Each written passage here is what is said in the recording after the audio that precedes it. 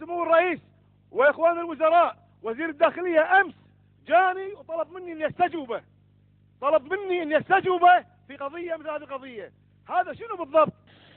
فعلا امس انا رحت بناء على معلومه جتني 3 اسئله برلمانيه وما رد علي، ووجه حسين قويعان والسعدون وما رد علي، وطلبت موعد من ذاك اليوم لليوم مو قادر اوصل لك واقول لك هذه الاشياء غير صحيحه. انا رجل احترم السن واحترم كل انسان اكبر مني بالسن، لكني في مهامي الوظيفيه وواجباتي الدستوريه ما راح اتراجع قيد امله عما اعتقد ان في مصلحه الكويت واهل الكويت فيما يتعلق بالقضايا اللي صارها سيد الوزير. انا يا اخي الوزير اذا كنت اريد اقدم استجواب اعرف التوقيت والمكان والصيغه، ولكنني اثرت ان استعلم منك عن حقيقه هذه المعلومات، وقد آلمني عدم ورود اي وضوح عليها واي رد عليها ولو حتى بشكل ودي. هذا الامر لا زال مطروح الان، لا زال ديوان المحاسبه يطارد وراء وزاره الداخليه. اخر تقرير من ديوان المحاسبه يقول وزاره الداخليه يا اخوان، يقول لهم كلامكم يا اخوان يا وزاره الداخليه كلامكم غير صحيح، انتم سويتوا اجراءات خاطئه متعدده. تفضل هذه اعرضها على الشاشه، ان تكون لوحه انتخابات ب 15000 دينار.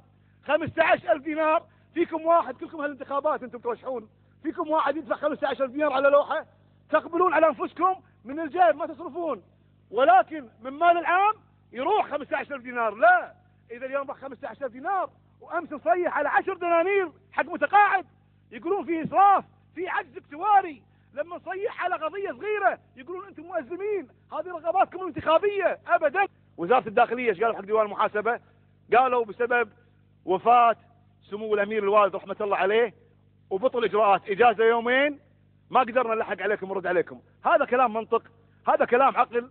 تفضل فيها وطلبها حاضر اخ علي والتعاون معك للنهايه، ورديت عليه وقلت لي انت في مقام الوالد ويشرفني، هذا يشرفني. نروح ويروحون هنا ورانا كلهم، لكن تبقى الكويت تبقى امينه بدال استشراء الفساد.